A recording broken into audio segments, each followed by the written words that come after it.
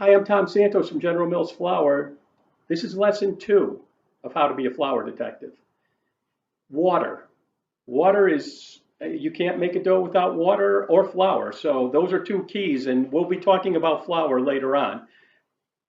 Obviously, hydration is the main function of water, but one of the most important functions of water, second most important, obviously, other than hydration, is the temperature control. You have to have stable temperature control to a dough to have the proper fermentation.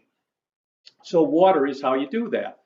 And water, there's four things when you're making a dough that you have to know. You have to know the flour temperature, you have to know the room temperature, you have to know the water, and in order to use the water temperature, you have to know the bowl friction. So the first three, flour temperature, room temperature, two of the three are going to be variable. They're going to change a lot.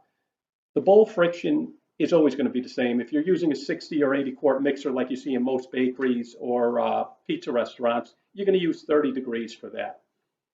Then you use the water temperature to figure out this formula here. It is a big old math formula, and it looks more imposing than it is. But we actually have a chart that, as long as you know the room temperature and the flour temperature, this chart will tell you what water temperature to use.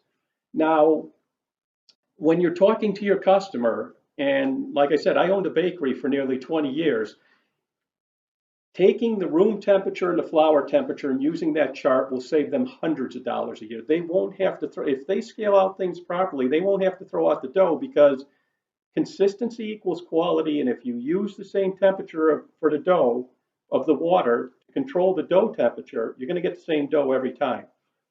The best investment anyone can make is one of these thermometers.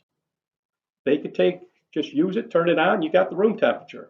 Stick it in the bag of flour like that, and you have the flour temperature. Go to the chart, it'll tell you the water temperature. The friction's already figured out.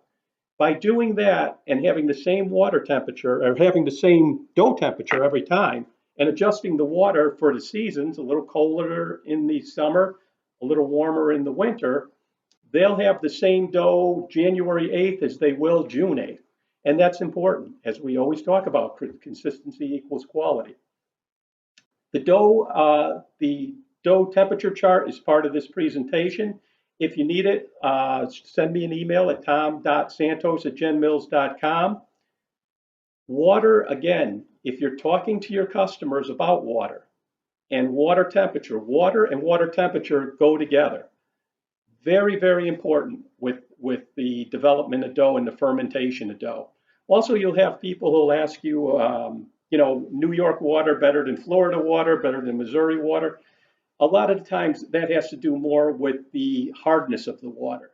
And we could talk about that at another flour detective video. But for now, use that chart. Bring that chart in with you. If the customer doesn't have a thermometer, ask them to use it. It literally takes an extra 30 seconds a day.